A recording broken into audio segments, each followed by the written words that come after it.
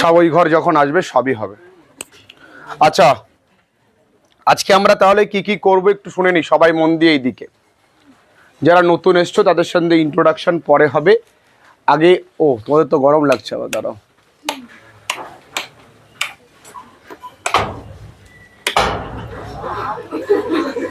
যুদ্ধকালীন তৎপরতা এগোতে হবে। এই অঙ্কটা ধর, অঙ্কন কই? অঙ্কনকে দেখটা, তুই দিলাম অঙ্কনকে ধরার জন্য, টুক করে নিয়ে বসে বললো থাক তুই রাখ, তুই সুরজিৎ এরা দেখবি সবাই মিলে। আচ্ছা, আমরা প্রথমে তোমাদের তো কোশ্চেন প্যাটার্ন তোমরা বুঝে গেছো কিভাবে তোমাদের ক্লাস 11-এ কোশ্চেন আসবে। যে এমসিকিউ শুধুমাত্র এমসিকিউ নয়, এমসিকিউর পাশাপাশি কলাম ম্যাচিং, তারপরে ট্রু ফলস, তার পাশাপাশি ফিল ইন দ্য ব্ল্যাঙ্কস, তার পাশাপাশি ইভেন রিঅ্যারেঞ্জমেন্টও আসতে পারে, অ্যাজারশনস রিজন বা স্টেটমেন্ট রিজন থাকতে পারে। এরপর গ্রামারের ক্ষেত্রে কিন্তু এমসিকিউই আসবে। গ্রামার কত নম্বরে আসবে? মাত্র 5 নম্বরের গ্রামার আসবে। আমাদের গ্রামারের জন্য পার্টিসিপল অ্যান্ড জিরান্ডের ক্লাসেস প্রায় 2-3টে হয়েছে। আজকে আমরা ক্লজ শিখব, শুধু শিখবো না, হাতে কলমে প্র্যাকটিসও করব। কি শিখবো আমরা? ক্লজ। দেখো, ক্লজের ক্লাস 11-এ ক্লজ শিখবো। তামান্না দেখতো ঠিক আছে কিনা? ক্লাস 11-এ ক্লজ শিখবো, কিন্তু ক্লজ শেখার ক্ষেত্রে পণ্ডিত হব না, বুঝবো। আমি অনেক কঠিন করে যদি শিখি কোনো লাভ নেই। একদম সহজ সাদামাটা ভাবে যেন সবাই বুঝতে পারে। ক্লজের বাংলা কি? Part of a sentence. এটা বাংলা হলো, ইংরাজি হলো। ক্লজ মানে কি? পার্ট অফ আ সেন্টেন্স, মানে বাক্যাংশ বাংলায়। আমাকে পরীক্ষায় ক্লজ, একটা সেন্টেন্স দেবে, ক্লজ বের করতে হবে কোনটা কোন ক্লজ। তাহলে আমি একটা আগে বাক্য লিখি। যদি বলি Rahul said that he was honest as he was ill, he did not do it. ভালো করে বুঝবে, খুব সহজ জিনিস। রাহুল বলেছিল যে সে হয়। এখানে দুটো অংশ আছে, একটা রাহুল সেইড, আরেকটা দ্যাট হি ওয়াজ অনেস্ট। এখানেও দুটো অংশ আছে, একটা অ্যাজ হি ওয়াজ ইল, আরেকটা হচ্ছে হি ডিড নট ডু। এইবার দেখো, তাহলে বেশ কিছু জায়গায় বাক্যের মধ্যে আমরা কি কি দেখতে পাবো? দ্যাট, অ্যাজ, বিকজ, আর কি দেখতে পাবো? WH ওয়ার্ডস, তাই তো? এগুলো আমরা দেখতে পাবো তো। ইফ, টিল, দো, এগুলো আমরা দেখতে পাবো। শর্টকাট বলছি, হ্যাঁ। এর পরবর্তী অংশটা সব সময় সাবঅর্ডিনেট ক্লজ হয়। শর্টকাট বলছি, আমাকে তো পরীক্ষা বের করতে হবে। এর পরবর্তী অংশটা সবসময় কোন ক্লজ হয়? সাবঅর্ডিনেট ক্লজ হয়। এবার আমি আসি, মোটামুটি আমি এবার ক্লাসে আসি। দেখো, রাহুল সেইড, খুব ভালো কথা। রাহুল বলেছিল, সম্পূর্ণ মনের ভাব প্রকাশ করছে। রাহুল বলেছিল, ঠিক আছে। কাউকে ডেকে বললাম, দাদা শোনেন, যে সে হয় সৎ, বুঝলেন তো? যে সে হয় সৎ, মনের ভাব কি কমপ্লিট প্রকাশ পাচ্ছে?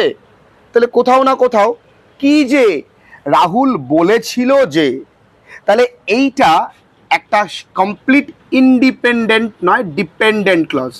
এটা কি একটা ডিপেন্ডেন্ট ক্লজ। এই ডিপেন্ডেন্ট ক্লজে আরো একটা নাম আছে, তার নাম সাবঅর্ডিনেট ক্লজ। আর এইটা তাহলে কি হলো? Independent clause.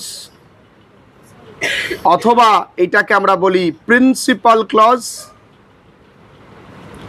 অথবা এইটাকে আমরা বলি মেইন ক্লজ, তাই তো নাকি? তাহলে কি বুঝলাম?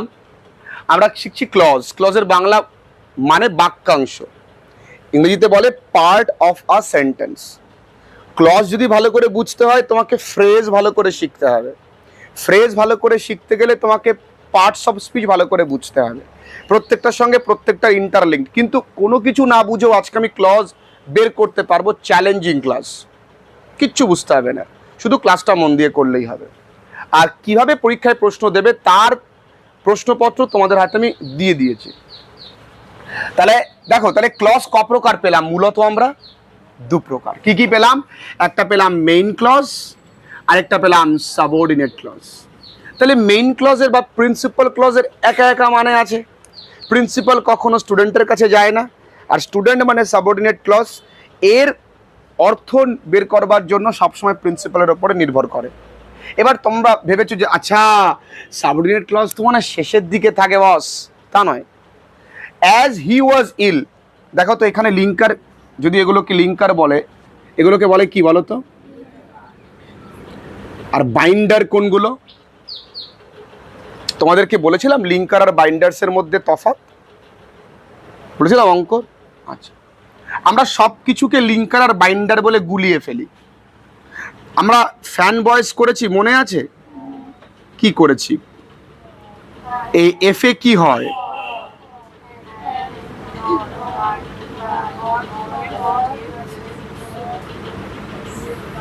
এগুলো প্রত্যেকটা কি কনজাংশনস? তো এদেরকে বলা হয় বাইন্ডার্স। কি বলে? আর এদেরকে বলা হয় কি? লিঙ্কার্স। আমি কি বোঝাতে পারলাম? তাহলে এইগুলো আর এই দুটোর মধ্যে তফাৎ কিন্তু গুলিয়ে ফেলবে না। হ্যাঁ, দেখো, অ্যাজ হি ওয়াজ ইল, যেহেতু সে ছিল অসুস্থ। তুমি এই বাক্যটা কোনো একটা ব্যক্তিকে ডেকে বলো তো, তিনি সম্পূর্ণ তোমার মনের ভাব প্রকাশ করতে পারবে? দাদা শোনেন। কি দাদা? যেহেতু সে ছিল অসুস্থ। থাবড়া মারবে কানের গোড়ায়। কি যেহেতু? কি হঠাৎ করে দুমদাম করে যেহেতু বললো? সে করেনি এটা, ঠিক আছে, সে করেনি, কমপ্লিট। আর ক্লজের মধ্যে কিন্তু সাবজেক্ট থাকবে, ভার্বও থাকবে। ফ্রেজে কি থাকে? সাবজেক্ট ভার্ব কিছু থাকে না। তাহলে মোটামুটি আমরা যেটা বুঝতে পারলাম, ক্লজ ক প্রকার দাঁড়ালো, কি কি? সবাই একটু মন দিয়ে বুঝবে। প্রিন্সিপাল ক্লজ আর সাবঅর্ডিনেট ক্লজ। আবারও বোঝাই, সাবঅর্ডিনেট ক্লজ বের করা খুব সোজা। এই যে লিঙ্কার্স গুলো দিলাম, এর পরবর্তী অংশটুকু কি হবে? Subordinate clause. আর বাদবাকি অংশটুকু কি হবে? Principal clause. যদি তোমাদেরকে একটা এক্সাম্পল দিই, she said whom she liked, বলো এখানে সাবঅর্ডিনেট ক্লজ কোনটা হবে? Very good. বের করা কি খুব কঠিন? এটা পৃথিবীর চরমতম বলদ তো বের করতে পারে। তোমরা পারবে তো? সোহান পারবি তো? সোহান, পয়সা দিয়ে পড়লে পারতিস। পারবি তো? পারবি না? মামু পারবি? দেখ, পয়সা দিয়ে পড়েছে বলে ও পারছে, আলাদাই গুণ আছে। দেখে নে, Rahul did not attend the class because he was suffering from fever. বলো কোনটা হবে এখানে সাবঅর্ডিনেট ক্লজ? বাকিটা কি হবে? এ কি খুব কঠিন? কেউ ডাকছে আমায়? তার মানে কি বুঝলাম মোটামুটি, যে প্রিন্সিপাল ক্লজের একা একা মানে আছে, সাবঅর্ডিনেট ক্লজের একা একা মানে নেই। ক্লজ দু প্রকার, একটা প্রিন্সিপাল ক্লজ, একটা সাবঅর্ডিনেট ক্লজ। আরো একটা ক্লজ আছে যার নাম কোঅর্ডিনেট ক্লজ। কি তার? জাস্ট তোমরা জেনে রাখো এটা কোঅর্ডিনেট ক্লজ, যে আরেকটা ক্লজের ভাগ রয়েছে সেটা হচ্ছে কোঅর্ডিনেট ক্লজ। এটুকুন আগে লিখে নাও, তারপরে আসছি। তাহলে তোমরা প্রিন্সিপাল আর সাব, তাহলে বাবা আমরা খুব সহজেই প্রিন্সিপাল ক্লজ আর সাবঅর্ডিনেট ক্লজ বের করতে পারবো, ইয়েস অর নো? কিছুই না, আগে দেখবো যে বাক্যের মধ্যে ওই লিঙ্কার্স গুলো আছে কিনা।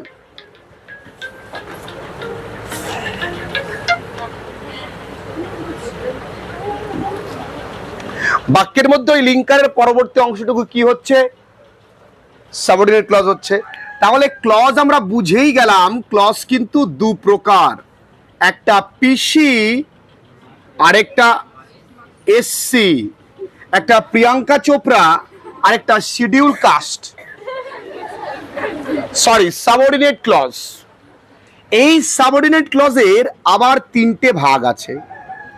একটা কি, আমার প্রতিদিন ব্যাকগ্রাউন্ড মিউজিকের জন্য এই মুরগিটা কিন্তু ভালোই প্যাঁ প্যাঁ প্যাঁ করে ওঠে, ব্যাকগ্রাউন্ড মিউজিক।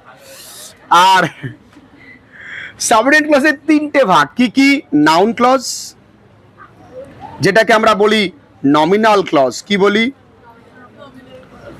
অ্যাডজেক্টিভ ক্লজ, যেটাকে আমরা বলি রিলেটিভ ক্লজ, কি বলি? আর অ্যাডভার্ব ক্লজ, যেটাকে আমরা বলি অ্যাডভার্বিয়াল ক্লজ। কিছুই না, যে কোনো কাউকে তুমি বোঝাতে পারবে, কাউকে তুমি ক্লজ বোঝাচ্ছ, প্রথমে তাকে বলবে দেখ বাবা ক্লজ হচ্ছে একটি বাক্যের অংশ, তার মধ্যে সাবজেক্ট থাকে, তার মধ্যে ভার্ব থাকে। ভার্বটা কি? দেখো ডিটেলে গেলেই তোমাদের প্রবলেম হবে। ভার্ব কি? সেই ভার্বটা definitely a finite verb. Finite verb কি? তখন তার মনে প্রশ্ন আসবে, সমাপিকা ক্রিয়া মানে যেই ভার্বগুলো টেন্স অনুযায়ী বদলে যায় সেই ভার্বগুলোকেই ফাইনাইট ভার্ব বলে। যেমন জিরান্ড এবং পার্টিসিপল, এই দুটো কিন্তু নন ফাইনাইট ভার্ব, জানো তো, কারণ টেন্স অনুযায়ী দুটো কিন্তু বদলায় না। তাহলে আমরা প্রিন্সিপাল ক্লজ আর সাবঅর্ডিনেট ক্লজ খুব সহজেই বের করতে পারবো। প্রিন্সিপাল ক্লজের একা একা মানে আছে, সাবঅর্ডিনেট ক্লজের একা একা মানে নেই। সাবঅর্ডিনেট ক্লজ বের করার একটাই নিয়ম, লিঙ্কারের পরবর্তী অংশটুকু তুমি সাবঅর্ডিনেট ক্লজ লিখে দাও। এবার আমাদের মেন কাজ নাউন ক্লজ বের করা, অ্যাডজেক্টিভ ক্লজ বের করা অ্যান্ড অ্যাডভার্ব ক্লজ বের করা। নাউন ক্লজ বের করা খুবই সোজা। নাউন ক্লজ বের করতে গেলে ভার্বকে কি দিয়ে প্রশ্ন করতে হয়, কি বা কাকে দিয়ে প্রশ্ন করতে হয়, দেখা যাক পারি কিনা। হি does not no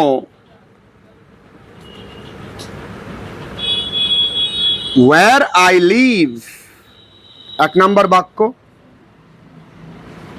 I do not know why he scolded me, scolds me, আচ্ছা। She said that she was poor, এই তিনটে বাক্য তোমরা দেখলে। আচ্ছা আরো দিই, আর যাবো না, এই পাশে যাবো। আচ্ছা, you said how I helped you, আচ্ছা এই কটা বাক্য দিলাম। দেখো উদাহরণ ছাড়া সেন্টেন্স বুঝবে না। প্রত্যেকটার কাজ কি, ভার্বকে কি বা কাকে দিয়ে প্রশ্ন করব। কার ভার্বকে? প্রিন্সিপাল ক্লজের ভার্বকে। ভালো করে বুঝতে হবে কিন্তু। দেখো যেটা শুনছে সেটাই লিখে নিচ্ছে কে? অঙ্কন লিখবে। He does not know where I live, সে জানে না। এবার কি জানে না? আমি কোথায় বাস করি। আর তাছাড়া তোমরা তো সাবঅর্ডিনেট ক্লজ এমনিতে বের করতে পারবা, এই এই এ কোনো ব্যাপার? কাজ কি? শর্টকাটছে না, শর্টকাট। আমরা মনে মনে ভাবি দ্যাট থাকলেই নাউন ক্লজ, কোনো কথা নেই, সব ক্ষেত্রে হয় না, আর ওইখানেই সমস্যা হবে। আমরা জানি হু থাকলেই, হু হুইচ থাকলে হয়তো অ্যাডজেক্টিভ ক্লজ হয়, সব ক্ষেত্রে কিন্তু হয় না। ঠিক আছে, যেমন যদি একটা বাক্য দিই, I do not know who said this, বলো তো এইটা কি হবে? এখানেও তো হু আছে। আমি জানি না, কি জানি না, কে এটা বলেছে, এটা কি হবে বলো তো? নাউন ক্লজ হবে। নমিনাল ক্লজ হবে। তার মানে দেখো এখানে এখানে প্রশ্ন করছো নো কে, এখানেও প্রশ্ন করছো নো কে, এখানে সেইড সে বলেছিল, কি বলেছিল? যে সে ছিল গরিব। ইউ সেইড তুমি কি বলেছিলে? যে কিভাবে আমি তোমায় সাহায্য করেছিলাম। আমি জানি না, কি জানি না যে কে এটা বলেছিল। তাহলে নাউন ক্লজ বের করা কোনো ব্যাপারই না, ঠিক আছে? তাহলে নাউন ক্লজ আরেকটা মানে বৈশিষ্ট্য বলে দিই, নাউন ক্লজে কিন্তু এই হাউটা থাকবেই, মানে যদি হাউ থাকে সেটা নাউন ক্লজ হবে ডেফিনেটলি। দ্যাট থাকলে ম্যাক্সিমাম ক্ষেত্রে নাউন ক্লজ হবে ডেফিনেটলি, কোনো ভয় পাওয়ার কিচ্ছু নেই। এবার চলে আসি অ্যাডজেক্টিভ ক্লজ। অ্যাডজেক্টিভ ক্লজ তো খুব সোজা। যদি বলি হি ওয়াকড অন আ রোড, সে একটি রাস্তার উপর দিয়ে হেঁটেছিল। সেটা কেমন? That was a stony. রাস্তাটা কেমন বাবা? পাথুরে। আচ্ছা, খুব ভালো কথা। তাহলে এখানে এটা সাবঅর্ডিনেট ক্লজ বুঝতেই পারছি।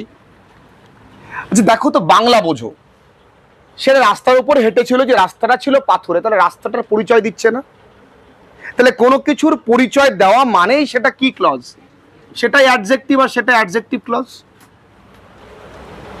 কি আছে এর মধ্যে? যদি বলি আই হ্যাভ আ সাইকেল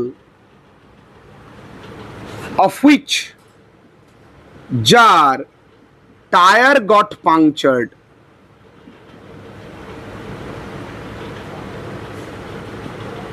আমার একটা কি আছে? সাইকেল আছে। অফ হুইচ মানে কি? যার, যার টায়ার পাংচার হয়ে গেছে। তাহলে কার? তাহলে পরিচয় দিচ্ছে না, তাহলে কি ক্লজ? Adjective clause. প্রত্যেকটা এক্সাম্পল কিন্তু খেয়াল রাখবে।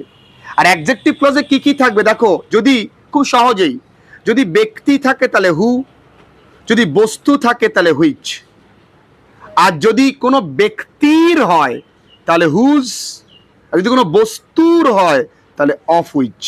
কি বুঝলাম? তাহলে ব্যক্তি, বস্তু, ব্যক্তির, বস্তুর। যেমন সাইকেলের। এবার আমাদের রাহুল বলছে আই স, আমি দেখেছিলাম, আ গার্ল, একটি মেয়েকে, হুজ ফাদার, যার বাবা, ইজ ইন নেভি বা ইজ ইন আর্মি, যার বাবা কোথায়? আর্মিতে রয়েছেন। তাই বেশি মাখামাখি আর করলাম না। তাহলে এই হুজ থেকে আর্মি পর্যন্ত কি হচ্ছে? Subordinate clause. কি ক্লজ? Adjective clause. একটু সাম আপ করি পুরো বিষয়টাকে, একটু সাম আপ করি, তোমরা যারা নতুন পদে একটু অসুবিধা হবে। তোমরা তো ইজিলি এখন সাবঅর্ডিনেট ক্লজ বের করতে পারবে তো? পারবে তো? কি করে বের করব? ওই লিঙ্কার গুলো বাদ, পরের অংশটুকু। নাউন ক্লজ কি? ভার্বকে প্রশ্ন করব। দেখো, প্র্যাকটিস না করা পর্যন্ত তুমি পারবে না। আর তোমরা 11-এ উঠে গেছো, এখন রঙিন চশমা তো চোখে, শুধুমাত্র চতুর্দিকে যাকে দেখো তারই গার্লফ্রেন্ড মনে হয়। পজিট ডাউন কোন? আচ্ছা, এবার আমরা বুঝবো অ্যাডভার্ব ক্লজ। কি বুঝবো? দেখো, অ্যাডভার্ব মানে কি একটু বুঝে নিই। অ্যাডভার্ব মানে ভার্বকে কোয়ালিফাই করবে, তাই তো বন্ধুরা? তাহলে ভার্বের কি কি বোঝাবে? প্রথমত বোঝাবে ভার্বের টাইম। টাইম মানে কি দিয়ে টাইম বোঝা যায়? হোয়েন। আর কি বোঝাবে? প্লেস। প্লেসটা কি দিয়ে বোঝা যায়? ওয়্যার। কারণ, কারণ মানে কজ। কজটা কি দিয়ে বোঝা যায়? বিকজ দিয়ে বোঝা যায়। আর কি বোঝা যায়? অ্যাজ দিয়ে বোঝা যায়, তাই তো? তাই তো? তাহলে হোয়েন, ওয়্যার, বিকজ, অ্যাজ এগুলো থাকলে কোন ক্লজ হচ্ছে? Adverb clause. তাহলে চলো একটা এক্সাম্পল নিই। I went to a place where Kalam was born.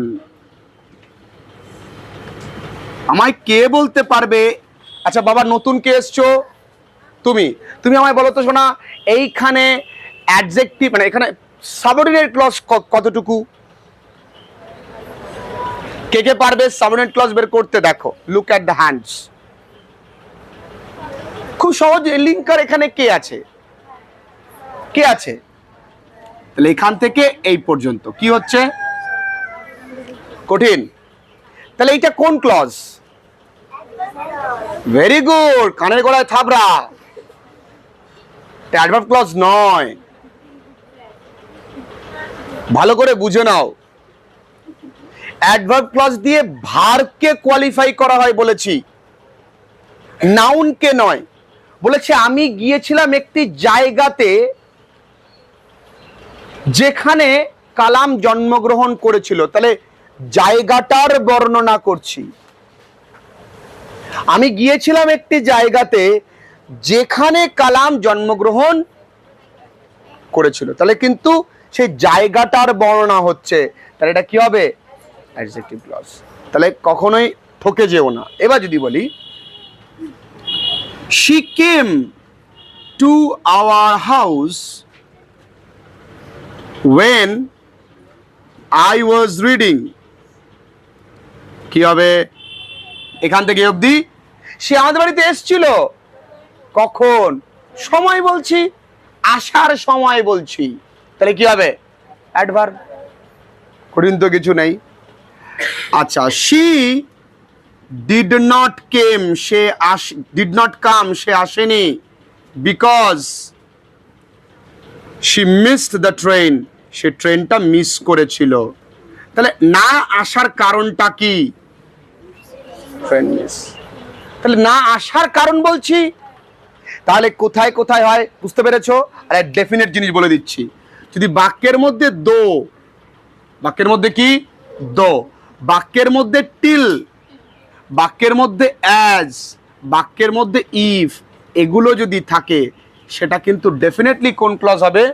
Adverb clause হবে। শেষ ক্লজ, কিছুই নেই, এই তো ক্লজ। কি আছে এর মধ্যে? কিচ্ছু নেই। লেখো, আমি আবার পুরোটা সাম আপ করবো। আমি চ্যালেঞ্জ করছি প্রত্যেককে বুঝিয়ে তারপরে ছাড়বো। যারা কখনো করনি ক্লজ তারা কি করবে? তোমার কাজ তো দুটোই, একটা প্রিন্সিপাল ক্লজ বের করা আর সাবঅর্ডিনেট ক্লজ বের করা। তাহলে সাবঅর্ডিনেট ক্লজ বের করা খুব সোজা। WH ওয়ার্ড, অ্যাজ, দো, বিকজ, ইফ। তার মানে একটু ভাবো তো, ক্লজ কমপ্লেক্স সেন্টেন্স তৈরিতে কাজে আসে, ভেবে দেখো। সিম্পল জিনিস। কমপ্লেক্স সেন্টেন্স কি করে চেনা যায়? আমরা করেছিলাম কি কি? WH word, as, if, that, because.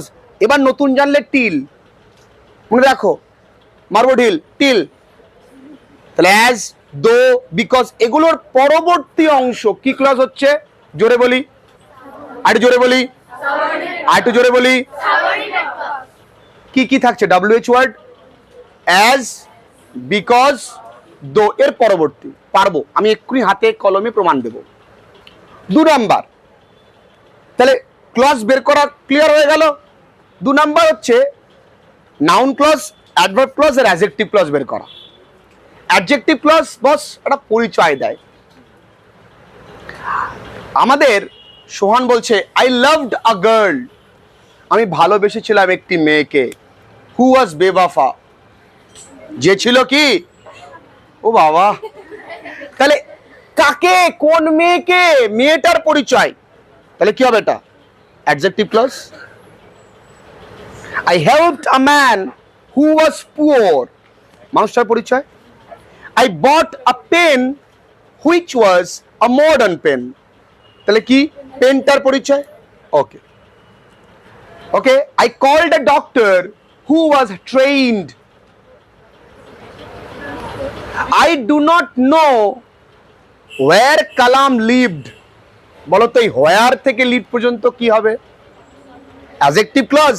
No, noun clause. আমি জানি না, কি জানি না কালাম কোথায় বাস করে। যদি বলি I do not know the place, the place add করে দিই, তাহলে হয়ে গেল অ্যাডজেক্টিভ ক্লজ। তাহলে অ্যাডজেক্টিভ কি বলছে? কোনো কিছুর পরিচয় দিচ্ছে। অ্যাডভার্ব কি বলছে?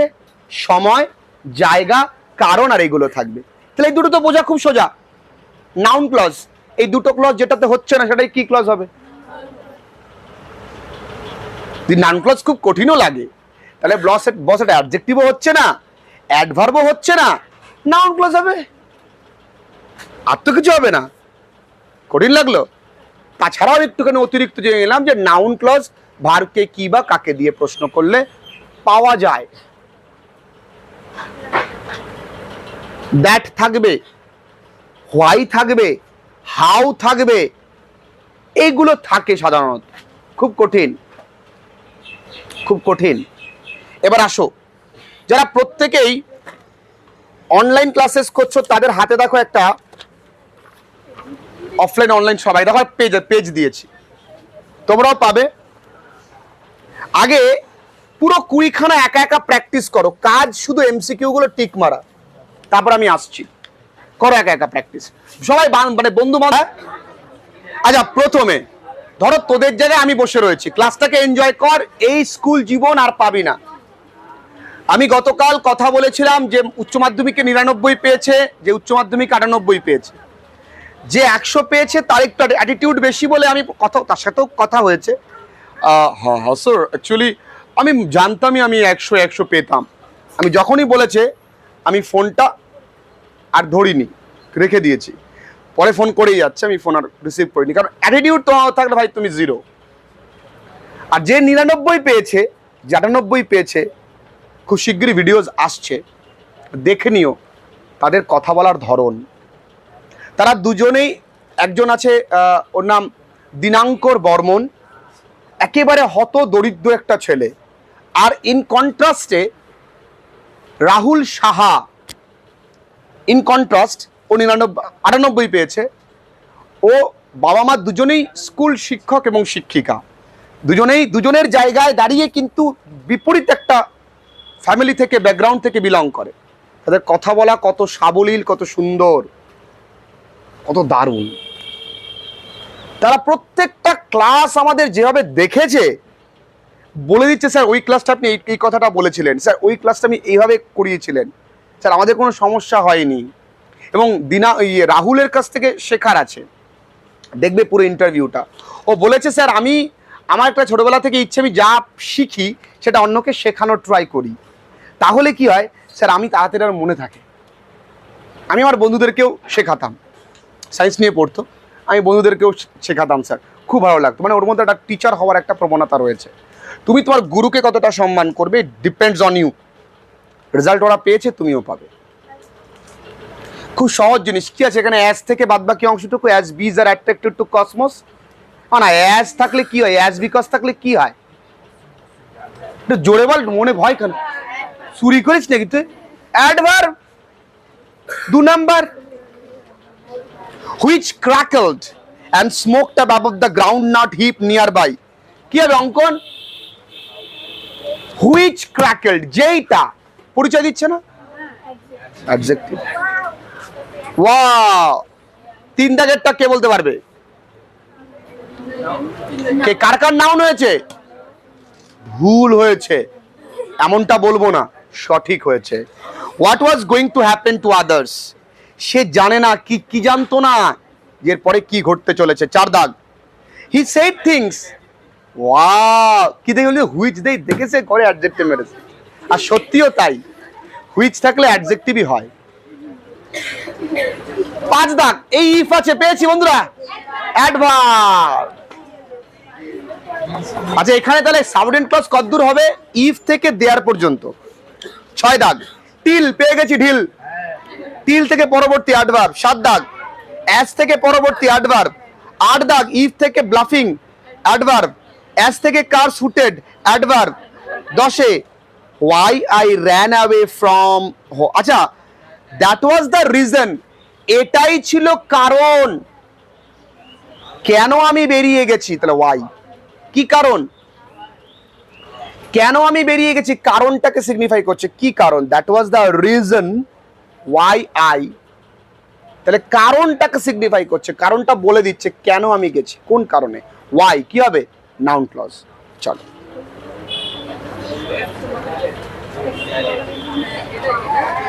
এগারো থেকে 20 পর্যন্ত বাড়ির কাজ থাকুক। আর যার যার কাছে জেরক্সটা একটু করে নিও, ঠিক আছে? বা আমি গ্রুপে তো দিয়ে দেবো। ঠিক, চলো এবার জমাজম বের করো, শেষ করে ফেলে এইটা।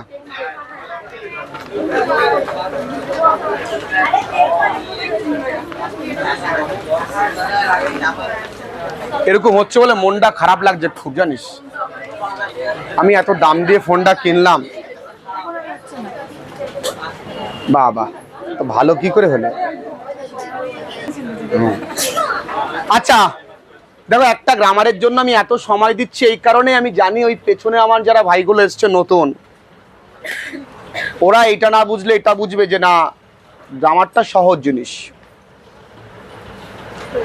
লাস্ট ইয়ার আমি ক্লাস 12 পড়িয়েছি, একদম অল্প কয়েকজন, 2000 স্টুডেন্ট ছিল। অনলাইন টোটাল, শুধু অনলাইনেই, অফলাইনে 200 উপরে ছিল। অনলাইনে ছিল 2000, অফলাইন ছিল 200। এবছর কতটা কাউন্ট বলবো না, তোমরা তাহলে পয়সাই গুনতে লাগবে। কারণ হচ্ছে পশ্চিমবঙ্গের ছেলেমেয়েরা ভালোবাসে, তোমরাও বাসো। ক্লাসটা দেখো, গাইঘাড়ায় তো রেজাল্ট দেখলাম, তোমাদের তো দেখালাম, ফার্স্ট বয়ের অবস্থা দেখালাম।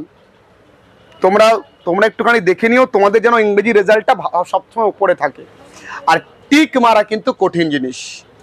তুমি ভাবো না ঠাকুরের নাম নিয়ে পক করে মেরে দিলাম একটা নাম্বার হবে, হয় 0 পাবা নয় ফুল মার্কস পাবা। Thus we admitted to a glimpse of the struggle that goes on in great souls for the correlation and mutual adjustment of different realizations of different times. খুব সহজ একটা লাইন, হে হে কি সোজায় বুঝেছি আমরা, কিছু বুঝি তো সহজ বললি কেন। শুরু করি। Thus we are admitted to a glimpse of the struggle. Glimpse মানে কি ঝলক, স্ট্রাগল মানে কি ভোগান্তি, সমস্যা। দ্যাট গোজ অন, যেটা চলতো বা চলে, in great souls. Great souls মানে মহান মানুষদের মনে। এখানে গ্রেট সোল মানে গ্রেট পিপল লিখবে কিন্তু।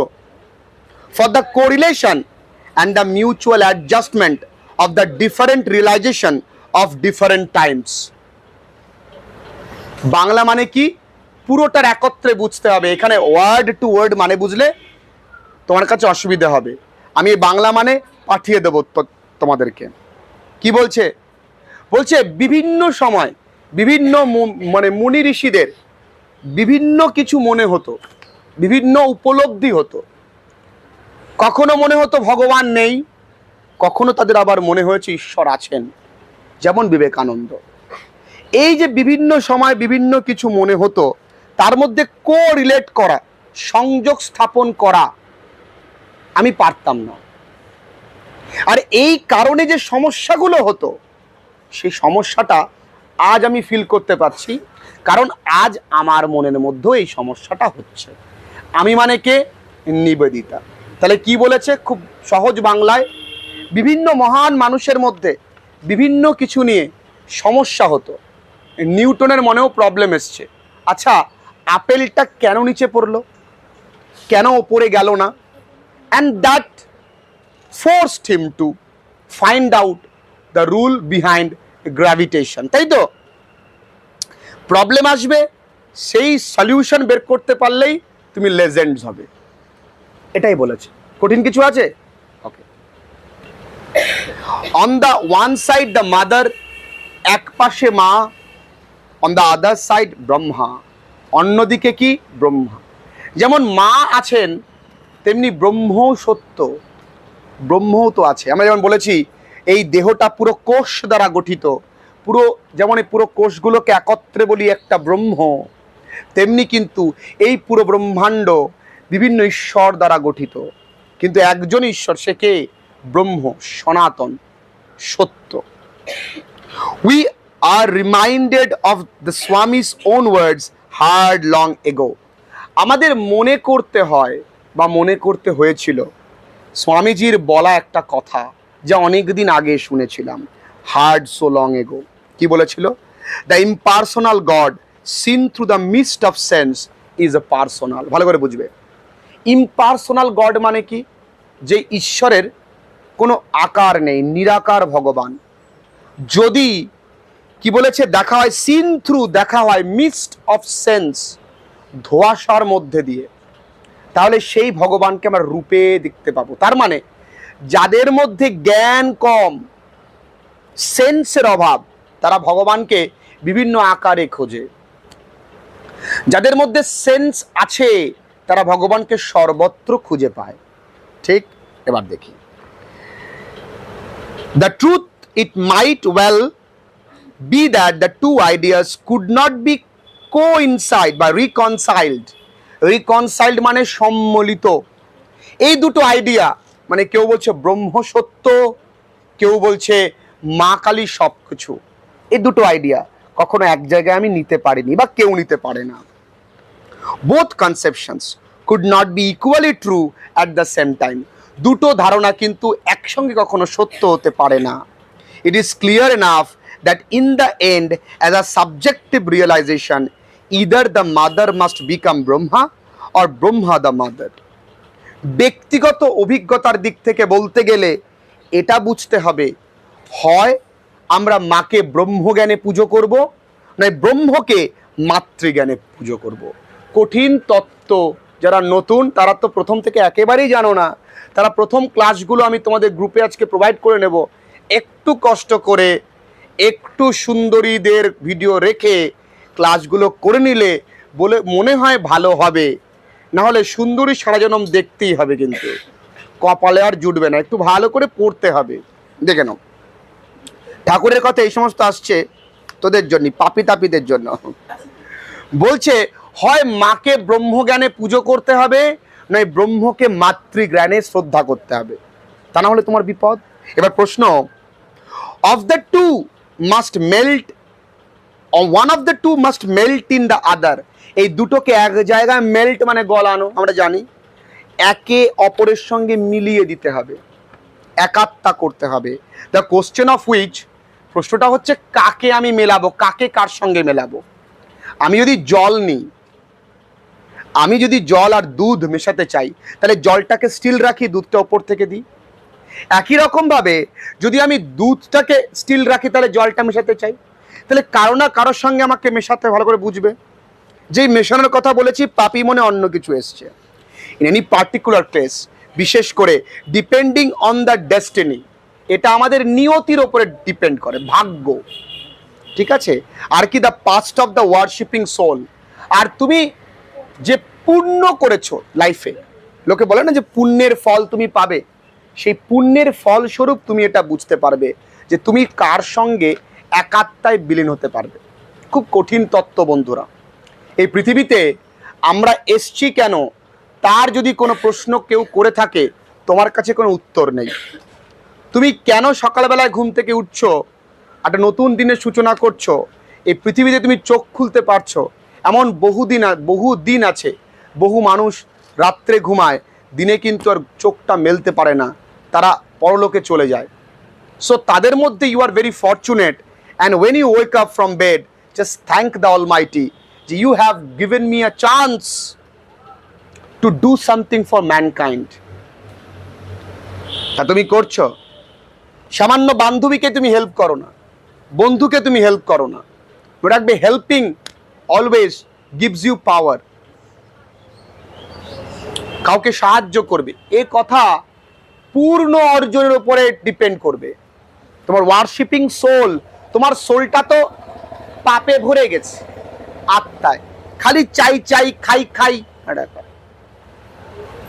স্যার ফোন কিনেছেন, খাওয়ান, স্যার বাইক কিনেছেন, খাওয়ান, খালি খাই খাই। এই আত্মা কি করবে? তাই এইটুকুনি ক্লিয়ার হলো। আমরা বেশি দূরে নেই। ফর মাই ওন পার্ট, নিজের ক্ষেত্রে, the conversation I have related marked an epoch. Epoch মানে কি? যুগ। ওই যে কথোপকথন হয়েছিল না বিবেকানন্দের সঙ্গে, ওই কথোপকথনটা আমার জীবনে এক নতুন অধ্যায় বা নতুন যুগের সূচনা করেছে। মানে আমি ছিলাম একটা মানুষ, আমার গুরুর সঙ্গে আমার দেখা হওয়ার পর আমার নতুন এক যুগের সূচনা হয়। Ever since it took place, I have thought, I saw in my master's attitude a certain element of one who carried for another a trust confided to him. একবারে বলবো বাংলা মানে, এভার সিন্স ইট টুক প্লেস, এই ঘটনার পর, মানে কোন ঘটনার পর? তিনি যে বলেছিলেন যে ব্রহ্ম এবং মা, হয় মাকে ব্রহ্মজ্ঞানে নয় ব্রহ্মকে মাতৃজ্ঞানে, এই ঘটনার পর আমি দেখেছি বিবেকানন্দকে যে তিনি যেন কারো একটা আদেশ পালন করছেন। বলতো কার আদেশ পালন করছেন? রামকৃষ্ণ পরমহংসদেবের। আচ্ছা বলতো, রামকৃষ্ণ পরমহংসদেব বিবেকানন্দে মায়ের কাছে দিয়ে গেছিল যেমনভাবে গুরু নায়ক, তাই তো, তাই গুরু নানক তার শিষ্যকে তার সমস্ত শক্তি দিয়ে গিয়েছিল, তাই তো? Okay. He would always when asked to explain the image of Kali, তাকে যখনই মায়ের কথা প্রশ্ন করা হতো, speak of it as the book of experience, তিনি যেন কোনো অভিজ্ঞতার বই থেকে তিনি বলতেন, in which the soul turns pages after pages, যেখানে আত্মাটা একের পর একের পৃষ্ঠা উল্টে যায়, only to find there is nothing in it after all, পৃষ্ঠা উল্টে দেখে যে এর কোনো শেষ নেই। মা কি? মা কি? মা কালী কি? জয় বলে বিষ্ণু জানাবো। মা কি? মা কালী কি? কেন মাকে ভালোবাসে? উত্তর নেই আমাদের কাছে, নেই। তুমি তোমার মাকে কেন ভালোবাসো? উত্তর আছে? নেই। দেখো এখান থেকে বুঝতে হবে বস, এই টেক্সট পাপীদের বোঝার জিনিস না। কারা কারা পাপী নও কমেন্টে জানাবে। হি উড অলওয়েজ, হ্যাঁ, always when he asked to explain বলেছি, and this to my mind is the final explanation. আর আমার কাছেই এটাই একদম শেষ বর্ণনা। কি? মাকে খুঁজতে যেও না, পাবে না, তার সীমা পরিসীমা নেই, কারণ এমন একটা বই যার শেষ নেই, তাই না? Kali the mother is to be worshipped of the Indian future, আগামী ভবিষ্যতে ভারতবর্ষে মা কালী পূজিত হবেন, তিনি বলে গেছিলেন। এখন হচ্ছে তো, দেখবে সর্বত্র শুধু মায়ের পুজোই হয়। লক্ষ্য করে দেখো, যে কোনো মানুষের বাড়িতে মায়ের পুজো হয়, লক্ষ্য করে দেখবে। অ্যান্ড ইন হার নেম, এবং তার নামে উইল আর সানস, তার ছেলেরা find it possible to sound many experiences to their depths, আর তার নামেই বিভিন্ন অভিজ্ঞতার গভীরে যাবে তার সন্তানেরা। সত্যি তাই, যে যারা মাতৃপুজো করে তারা একটু রিয়ালিস্টিক্স হয়, তারা বোঝে। And yet in the end their hearts will return to the ancient wisdom, এবং সবার শেষে তাদের মন ওই সনাতন ধর্মের দিকে পিছিয়ে যাবে। তাদের হার্ট অ্যানশিয়েন্ট উইজডম তলায় দেখাবে। মানে কি? সনাতনী জ্ঞান। অ্যানশিয়েন্ট উইজডম মানে কি বললাম? সনাতনী জ্ঞান। আমাদের আদি ধর্ম কি? সনাতন। সবাই সবাই সনাতন ধর্মে ধর্মাবলম্বী ছিল, কিন্তু ব্রাহ্মণদের, নট ব্রহ্মা, ব্রাহ্মণদের দুষ্কর্মের ফলে মুসলিমরা বাধ্য হয়েছিল মুসলিম ধর্ম গ্রহণ করতে। ব্রাহ্মণরা কিন্তু খুব স্বৈরাচারী ছিল, তার রাজার উপর নিজেকে মনে করতেন। শুনলে খারাপ লাগবে, একটা সময় ছিল। সেই কারণে মুসলিমরা এনফোর্সড হয়েছিল মুসলিম ধর্মে তারা দীক্ষিত হতে। কিন্তু তার আগে মুসলিম ছিল না, তারা সবাই হিন্দু ছিল, সবাই সনাতন ছিল।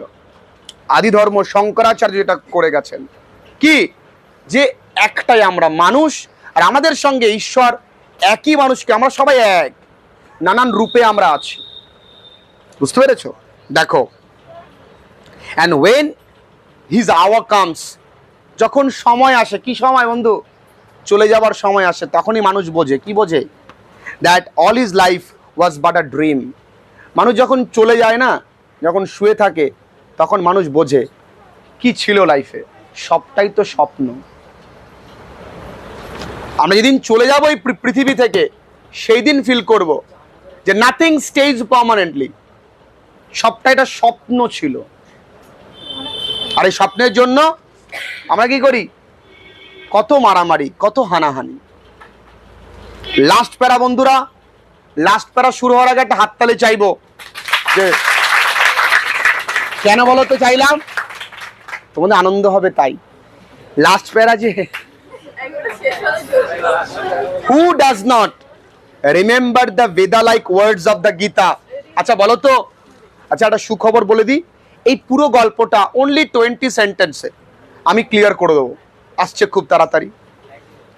ভেদা like words of the Gita. আচ্ছা, গীতায় তো বেদের বেদ বাক্য রয়েছে, কে ভুলবে বা কে কার কার মনে থাকবে না? কি বলেছে? Not merely by avoiding action can man rise to this inaction. মানুষ যদি কাজ না করে, মানুষ কি কখনো মোক্ষ লাভ করতে পারে? মানুষকে তো কাজ করতে হবে। যদি তোমার এই হ্যান্ড ফিস্টটাকে শক্ত করতে চাও, শক্ত ধাতব পদার্থের উপরে তোমাকে হিট করতে হবে, তাই তো? যেমন দেখবে চাইনিজরা কি করে, তারা শক্ত সারফেসের উপরে ঘুষি দেয়, একটা মারবে তুমি বুঝতে পারবা। তার মানে কি, তোমাকে যদি এক্সপিরিয়েন্সড হতে হয়, তোমাকে কঠিন সময়ের মধ্যে দিয়ে যেতে হবে। তাই বলেছে এখানে, কঠিন কিছু নাই।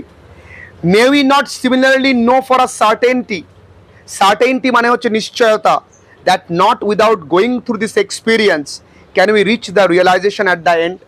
যদি আমরা অভিজ্ঞতা না সঞ্চার করি, তাহলে কি আমরা শেষটা বুঝতে পারবো?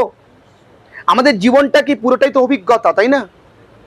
থ্রু দ্য মাদার টু ব্রাহ্মণ, through new life and knowledge, many changes through the struggle, the victories and the defeats of the immediate future to that safe haven, HAVEN, heaven মানে place, PLACE, of the soul where all is one and all is peace. দেখো, একদম শেষ পর্যন্ত নিয়ে গেল, আমাদের জীবনে একটা জার্নি বললো। কি বললো দেখো? প্রথমে মায়ের থেকে আমাদের জন্ম হয়েছে, তাই না? তারপরে ব্রহ্ম এসছে, আমাদের ব্রহ্ম জ্ঞান হয়েছে। থ্রু নিউ লাইফ, নতুন জীবন, অ্যান্ড নলেজ, শিক্ষা অর্জন করছি আমরা। দেখো ভালো করে বুঝবে, পুরোটা লাইফ বললো। মেনি চেঞ্জেস, অনেক পরিবর্তন, আমাদের শারীরিক মানসিক অনেক পরিবর্তন, আস্তে আস্তে দাড়িগোপ হবে, অনেক কিছু পরিবর্তন হবে, বুঝতে শিখবো, ইনফ্যাসিনেশন বাড়বে, ভালোবাসা বাড়বে। একটা সময় মা ছাড়া কিছু বুঝতাম না, এখন গার্লফ্রেন্ড ছাড়া কিছু বুঝি না, আস্তে আস্তে বাড়বে।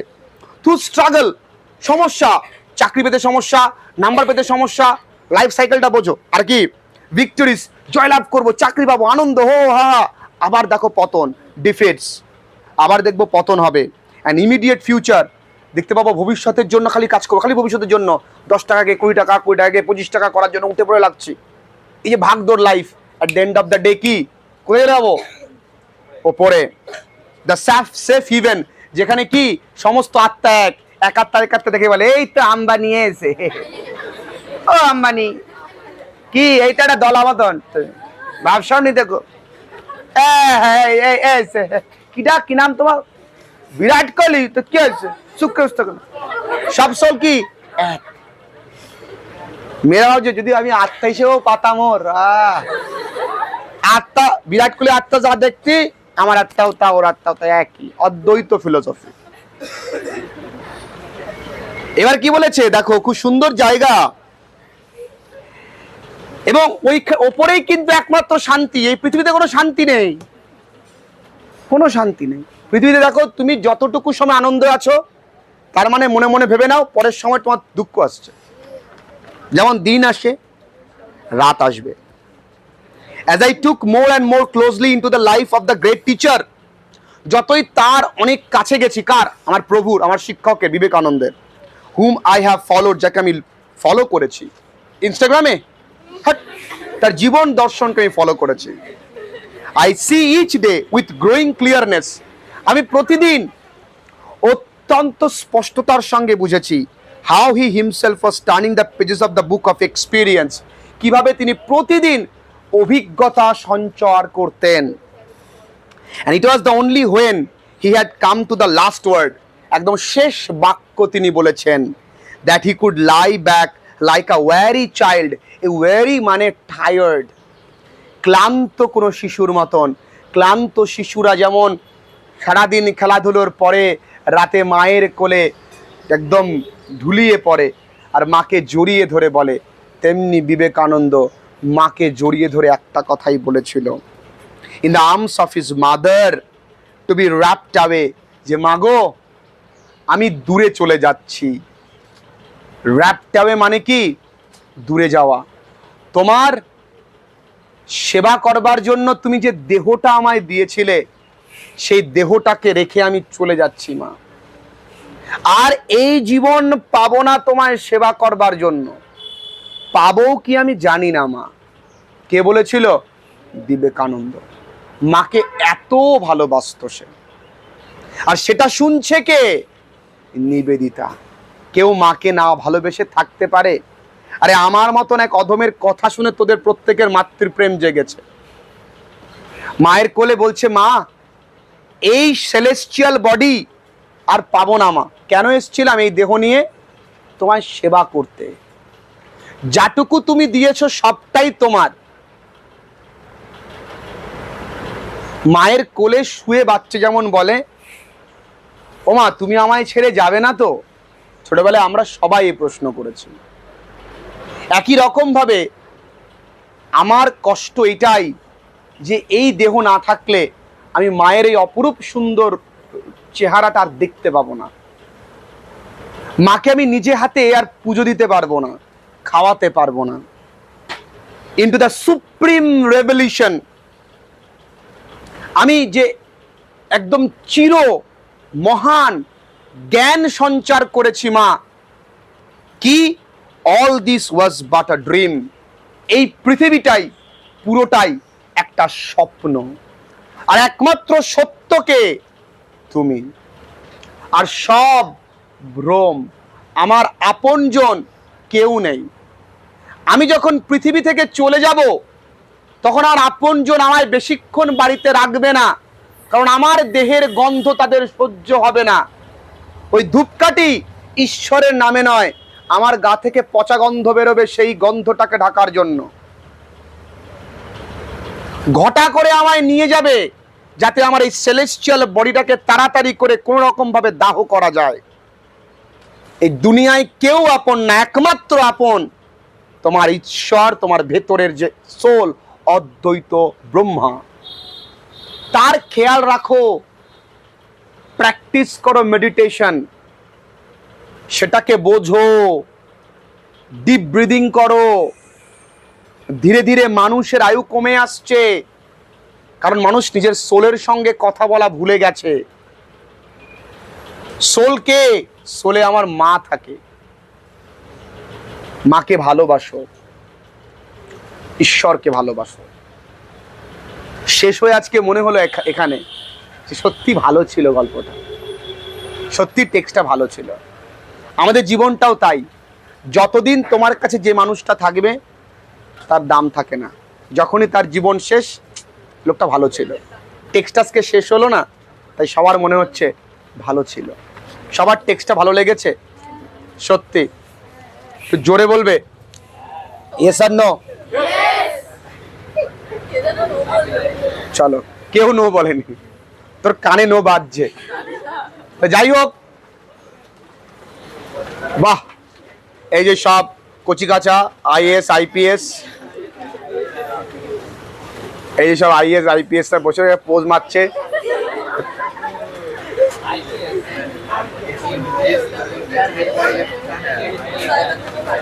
আচ্ছা, তাহলে টেক্সটটা ক্লিয়ার তো?